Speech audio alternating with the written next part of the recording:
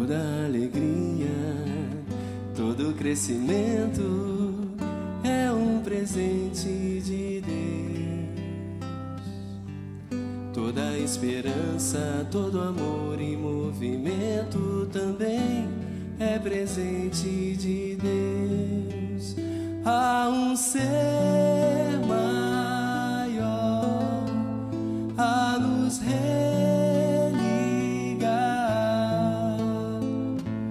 fonte de tudo e de todos. Ele pode, Ele sabe, Ele está.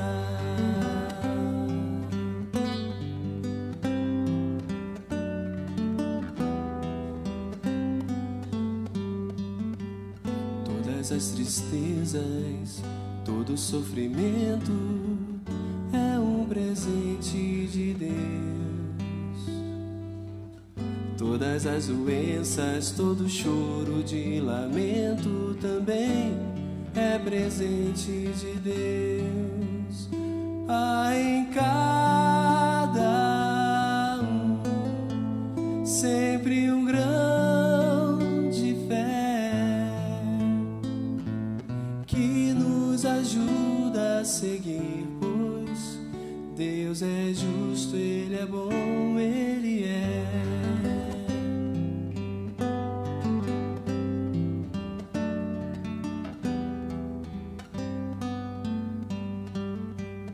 Toda alegria, todo sofrimento é um presente de Deus. Toda esperança e todo choro de lamento também é presente de Deus. Há um ser maior a nos religar, fonte de tudo e de todos. Ele pode, Ele sabe, Ele está. Há em cada um sempre um grão de fé que nos ajuda a seguir, pois Deus é justo, Ele é bom, Ele é. Ele pode, Ele sabe, Ele está. Ele é justo, Ele é bom, Ele é.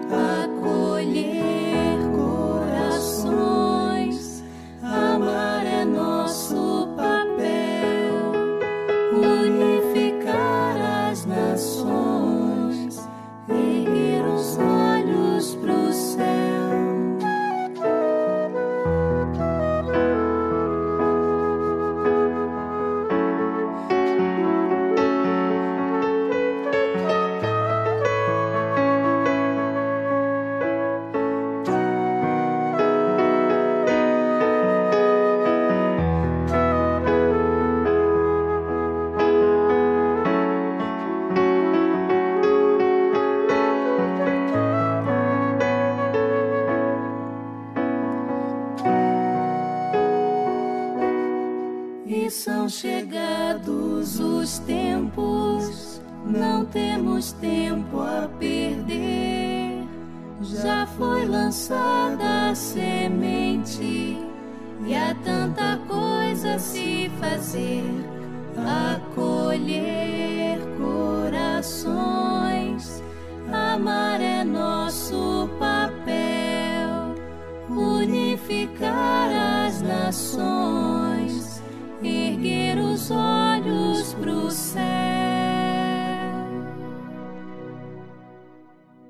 Erguer os olhos para o céu.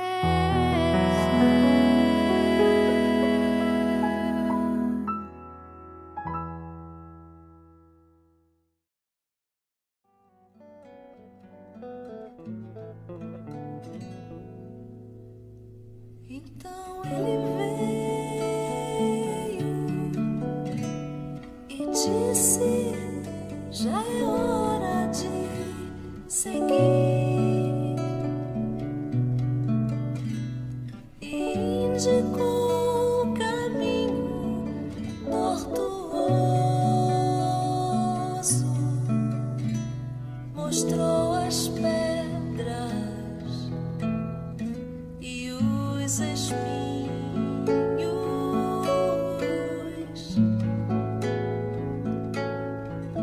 e quando viu que o medo assolava os nossos corações, nos fez olhar o sol atrás dos montes. Só disse: confie e vão.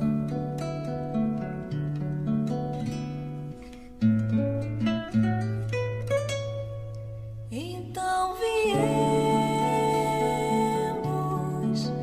porque ninguém resiste ao seu chamado.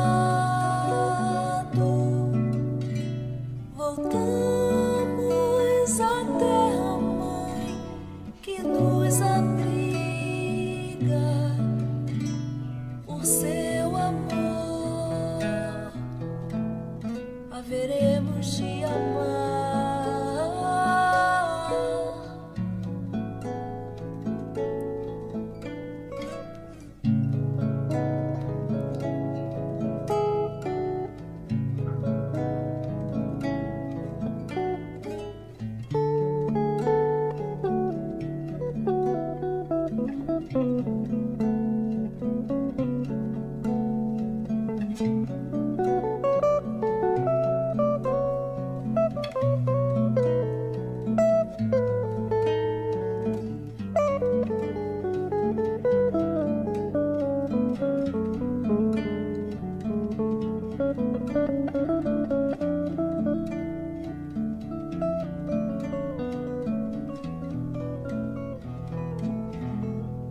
Então ele veio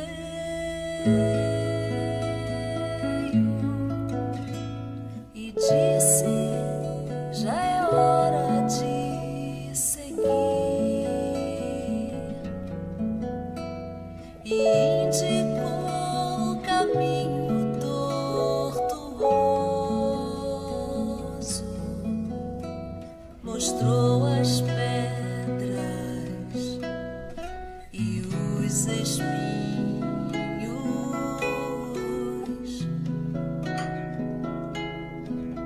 e quando viu que o medo assolava os nossos corações, nos fez olhar o sol atrás dos montes. Só disse: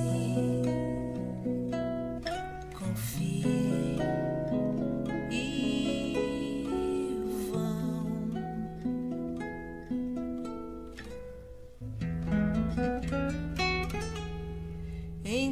Então viemos,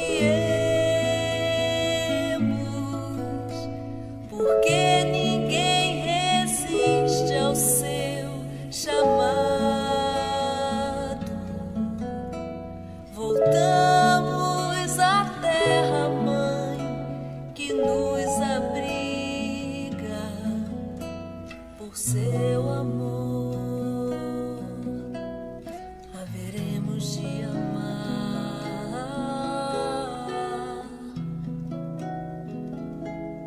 e ao final da luta Ele haverá de estar nos esperando e erguerá a voz ao Pai num hino, e então dirá: eis os teus filhos, enfim, em paz.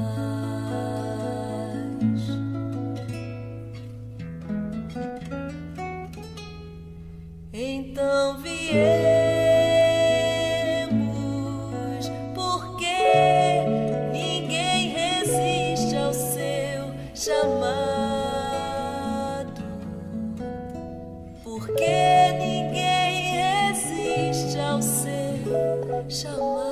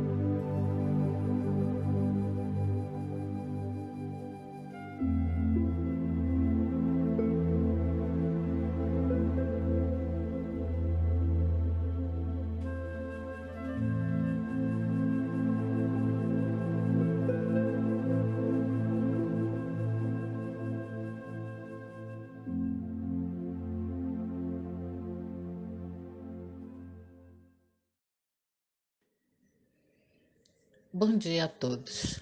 Sejam bem-vindos à nossa casa, ao Centro Espírita Miguel. Sou Silvia Costa, trabalhadora da casa.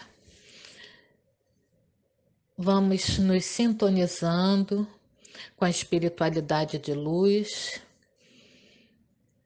elevando nosso pensamento ao Pai, e que possamos aproveitar o máximo do estudo que será trazido nessa manhã de hoje. O nosso estudo do Evangelho segundo o Espiritismo hoje será feito pela Ana Tomás, também trabalhadora da casa. Ela iniciará o capítulo 7, cujo título é Bem-aventurados pobres de espírito. Itens 1 e 2, com o título O que se deve entender por pobres de espírito.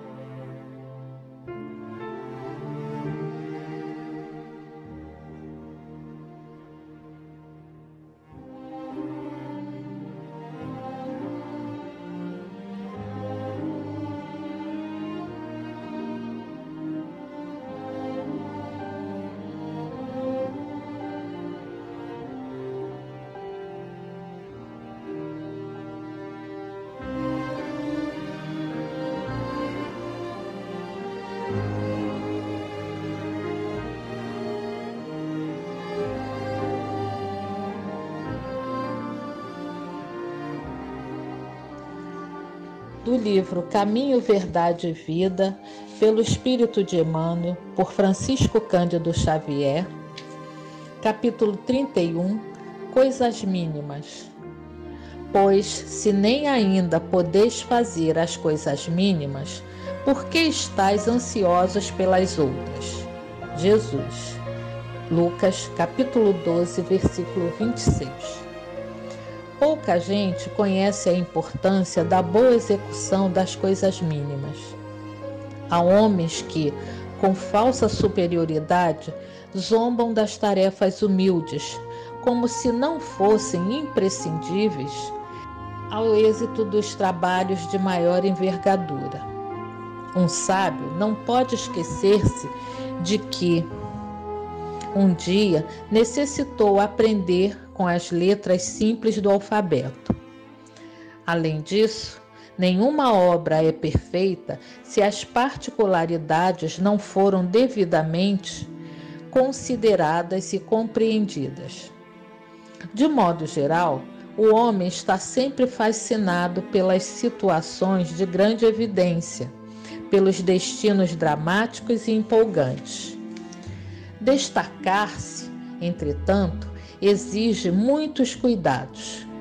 Os espinhos também se destacam, as pedras salientam-se na estrada comum. Convém, desse modo, atender às coisas mínimas da senda que Deus nos reservou, para que a nossa ação se fixe com real proveito à vida. A sinfonia estará perturbada se faltou uma nota. O poema é obscuro quando se omite um verso. Estejamos zelosos pelas coisas pequeninas. São parte integrante e inalienável dos grandes feitos. Compreendendo a importância disso, o Mestre nos interroga no Evangelho de Lucas: pois se nem podeis ainda fazer as coisas mínimas, por que estáis ansiosos pelas outras?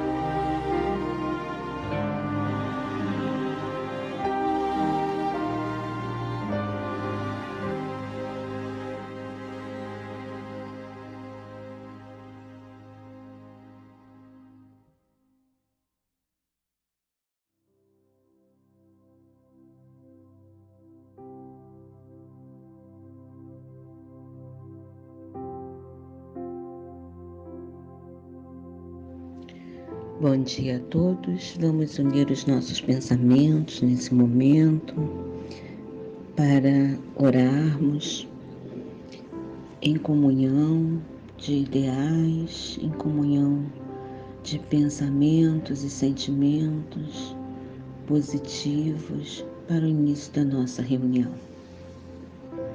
Deus, Pai amoroso e justo, Jesus, Mestre e amigo, irmão de todas as horas, queridos amigos espirituais que coordenam esta tarefa, aqui estamos reunidos nesse momento, fortalecidos pela confiança que depositamos nessas bênçãos divinas que sempre nos envolvem a cada dia dessa reunião.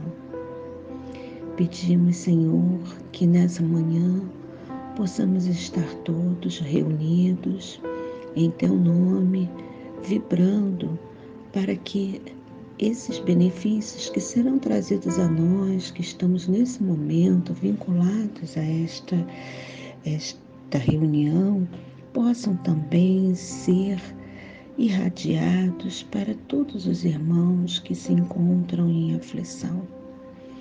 Que a Tua luz, Senhor, ilumine a cada lar que nesse momento se encontra aqui representado por uma pessoa, que esse lar possa ser envolvido em luz, higienizando cada ambiente espiritualmente falando, trazendo harmonia, trazendo união, trazendo coragem e esperança para todos os que habitam, encarnados e desencarnados. E assim, que esses ensinamentos do Evangelho da manhã de hoje possam nos fortalecer para os embates que forem necessários, para as situações que se nos apresentam, tendo sempre o Evangelho de Jesus como nosso farol, nosso guia, para fazermos escolhas mais acertadas. Agradecemos desde já todo o amparo. Graças a Deus.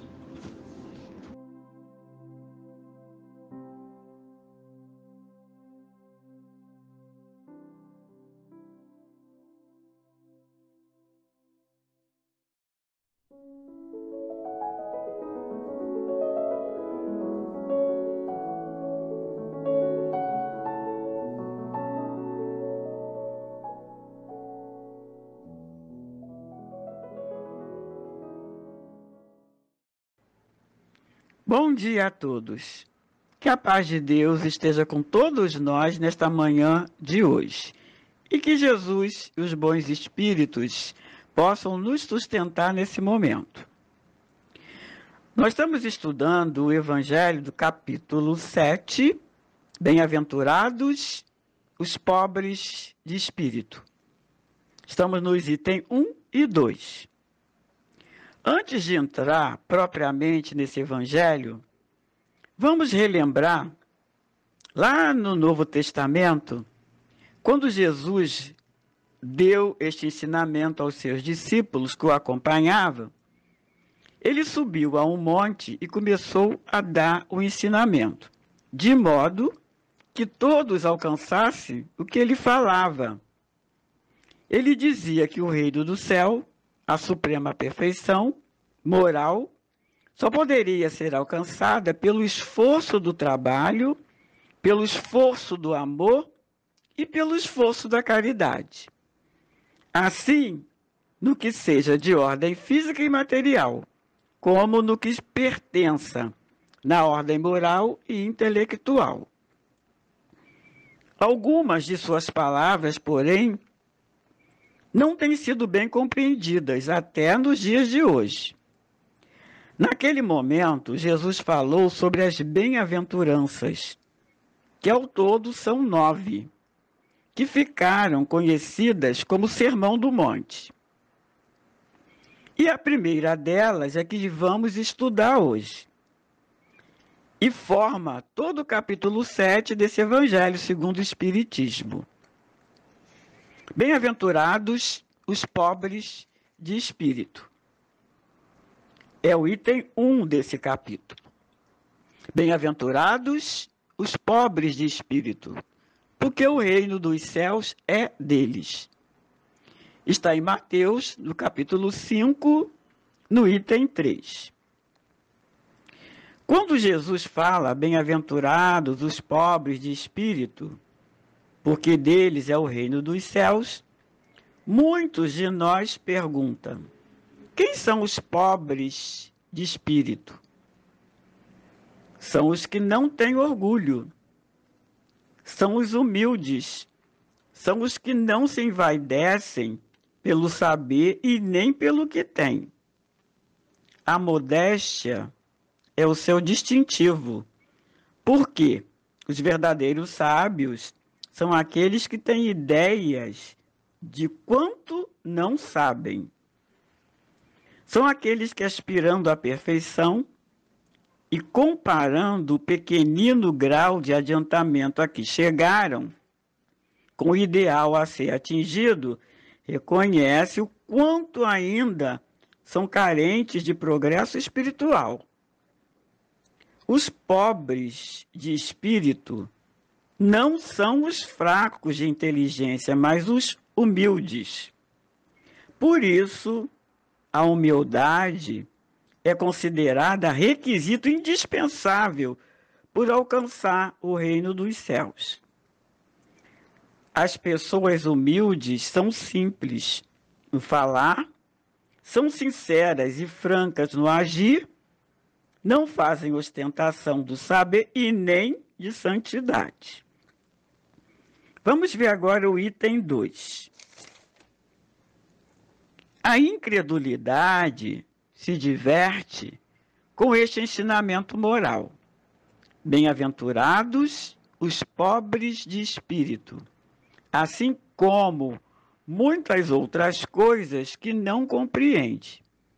Jesus não entende como pobres de espírito os homens desprovidos de inteligência, mas os humildes. Ele diz que o reino dos céus é deles e não dos orgulhosos.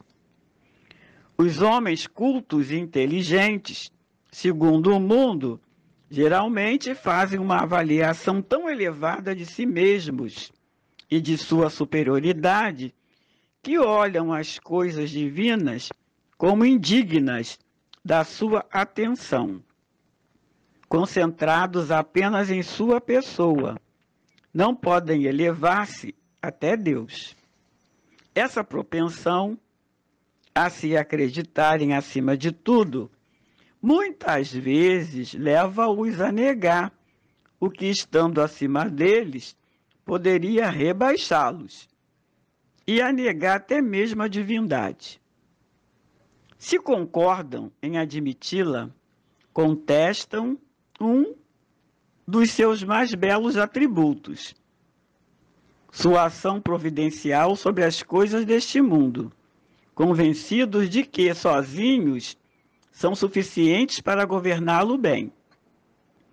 Tomando a própria inteligência para a medida da inteligência universal e considerando-se aptos a compreenderem tudo, eles não podem acreditar na possibilidade daquilo que não compreendem. Quando emitem uma opinião sobre alguma coisa, consideram esse julgamento como definitivo e sem margem para apelação. Bom, nesses dois parágrafos do item 2, como Kardec falou no texto, pessoas orgulhosas e vaidosas de suas inteligências e de suas posições sociais não conseguem se elevar até Deus, porque, em função do autoconceito que fazem de si próprios, quer dizer, delas mesmas, consideram as coisas divinas indignas de lhes merecer atenção. São verdadeiros, orgulhosos e vaidosos mesmo. Agora, há muitos pobres de bens terrenos que se julgam dignos do reino do céu, mas que, no entanto, têm a alma endurecida e orgulhosa.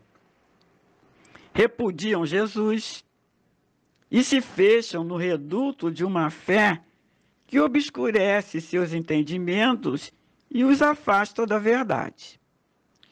E também para aquelas pessoas ricas dos bens terrenos que se julgam melhores do que os outros e os que pensam que todos devem dobrar-se a seus caprichos. Emmanuel, no livro Necessitados Difíceis, psicografia do Chico e do Valdo, ele nos aconselha que muitas vezes essas pessoas renteiam conosco em casa ou na vizinhança, no trabalho ou no estudo, no roteiro ou no ideal. O espírita consciente reconhece que eles são os necessitados difíceis das horas escuras. Em muitos lances da estrada, vê-se obrigados a comungar-lhes a presença, a partilhar-lhes a atividade, a ouvi-los e a obedecê-los, até o ponto em que o dever funcional ou compromisso doméstico lhe preceituem determinadas obrigações, como, porém, exercer a solidariedade diante deles. Como menosprezá-los se carecem de apoio? Precisamos, no entanto, verificar que em muitos requisitos do concurso real, socorrer não será sorrir. Jesus não nos recomendou festejar os que nos apedrejam a consciência tranquila, nem nos ensinou a arrasá-los, mas ciente de que não nos é possível concordar com eles e nem tampouco odiá-los, exortou-nos claramente a amar os nossos inimigos, a orar pelos que nos perseguem e caluniam. É assim que a todos os necessitados difíceis, das horas escuras, aos quais não é facultado estender os braços, de pronto podemos amar em espírito, amparando-lhes o caminho através da oração. Bom, nessa mensagem que eu acabei de ler, dos necessitados difíceis, que o Emmanuel colocou, ele nos mostra que existem pessoas, né, de difíceis entendimento, né? E que não podemos estender os braços de pronto para essas pessoas, mas nós podemos amá-los em espírito, amparando-os pelo caminho através da oração. Não é? Vamos continuar. Quando se recusam a admitir um mundo invisível e um poder extra-humano, não é porque isso esteja acima da sua capacidade de compreensão, mas porque o seu orgulho se revolta com a ideia de algo acima do qual eles não se podem colocar. Isso os faria descer do seu pedestal. É por essa razão que eles só têm sorrisos de desdém para tudo o que não pertence ao mundo visível e tangível. Eles se acham possuidores de grande inteligência e de muito conhecimento para acreditar em coisas segundo sua concepção, para as pessoas simples, e consideram como pobres de espírito aqueles que levam tais coisas a sério. Entretanto, digam o que disserem, eles terão de entrar, como todos os outros, nesse mundo invisível, de que tanto zombam. É nele que seus olhos serão abertos para a verdade e reconhecerão o seu erro.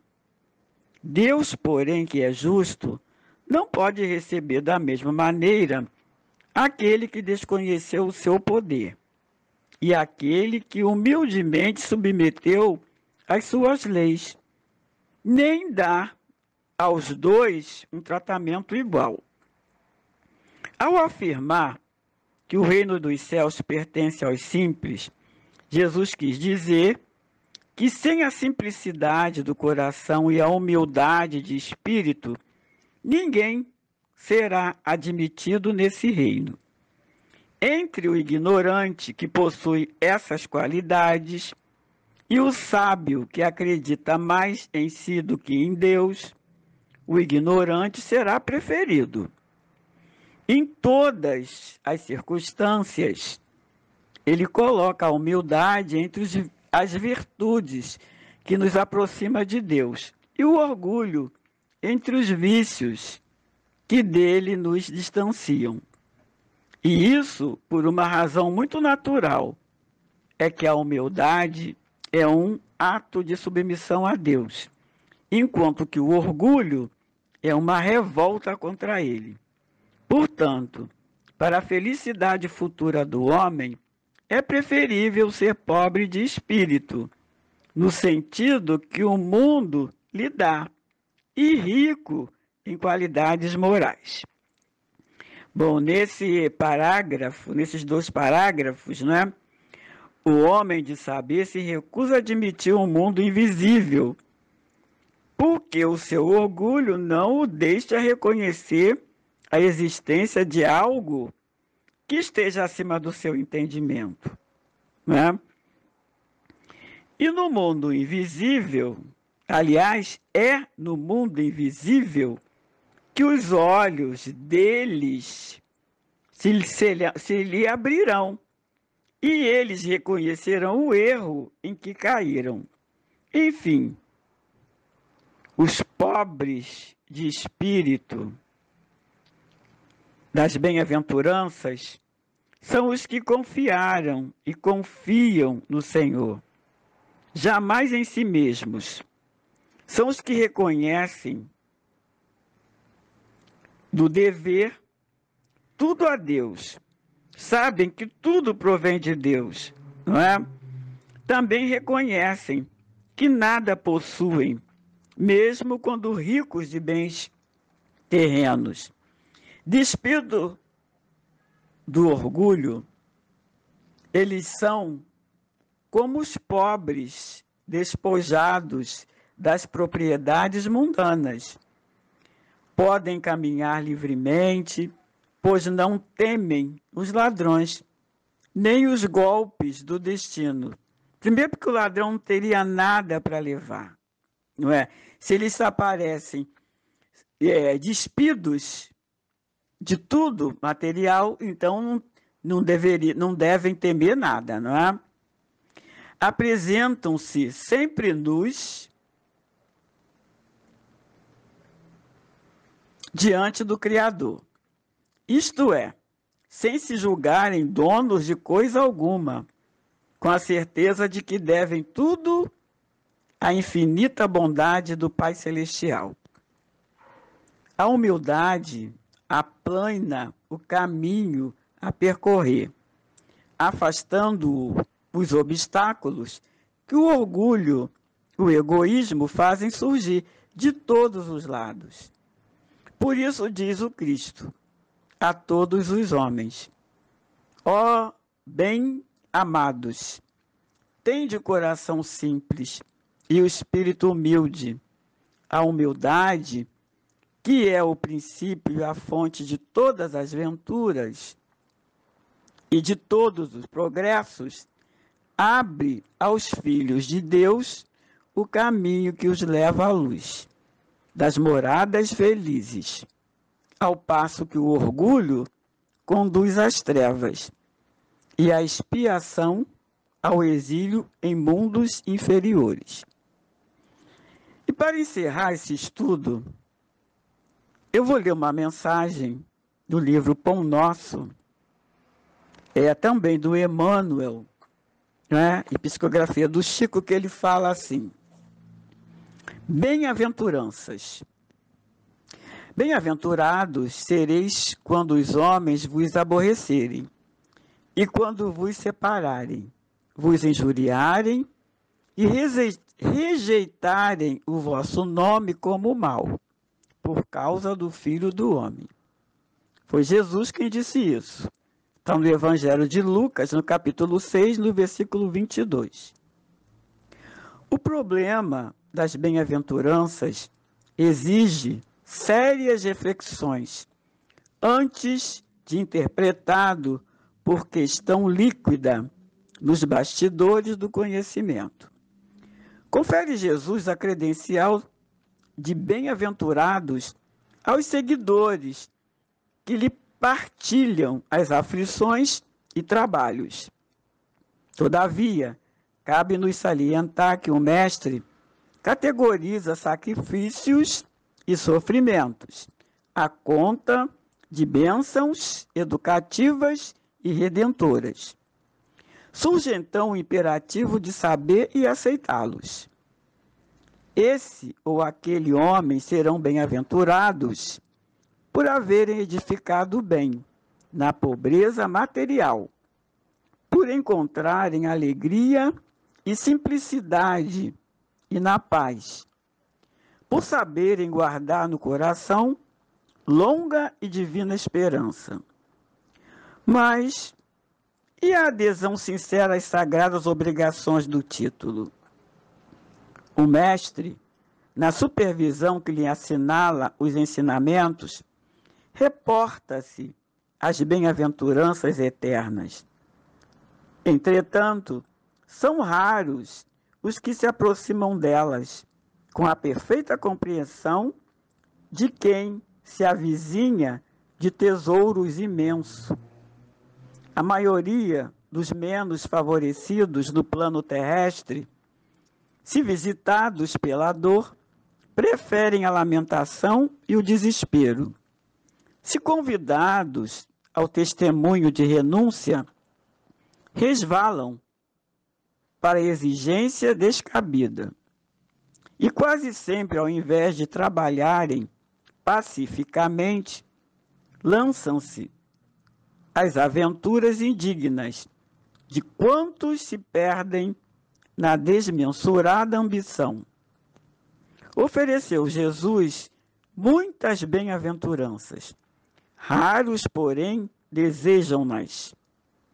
É por isso que existem muitos pobres e muitos aflitos, que podem ser grandes necessitados no mundo, mas que ainda não são benditos no céu. Graças a Deus. Após o nosso estudo, encerrando a nossa reunião, vamos mais uma vez elevar o nosso pensamento a Deus. Quando a nossa prece, pensemos naqueles que estão doentes, que estão sintonizados com a nossa casa, clamando ao Pai por um remédio, por um conforto, que todos sejam atendidos e que nós estejamos numa só corrente de pensamento, ligados à espiritualidade de luz, aos médicos e enfermeiros, que trabalham incansavelmente para atender a todos que pedem, que clamam por socorro. Graças a Deus, graças a Jesus.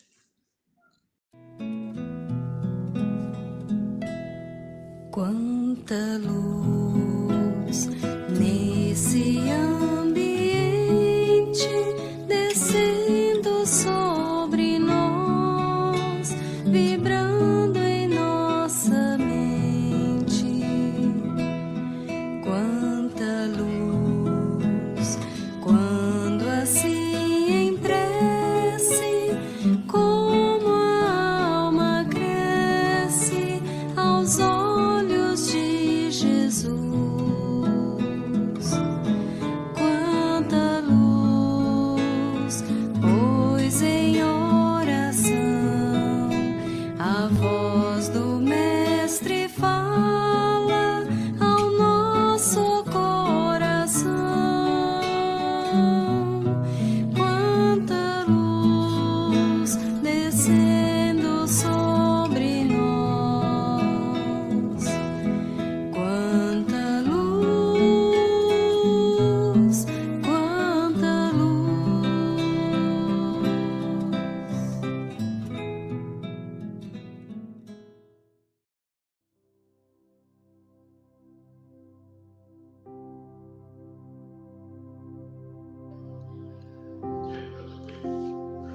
Obrigado, Senhor.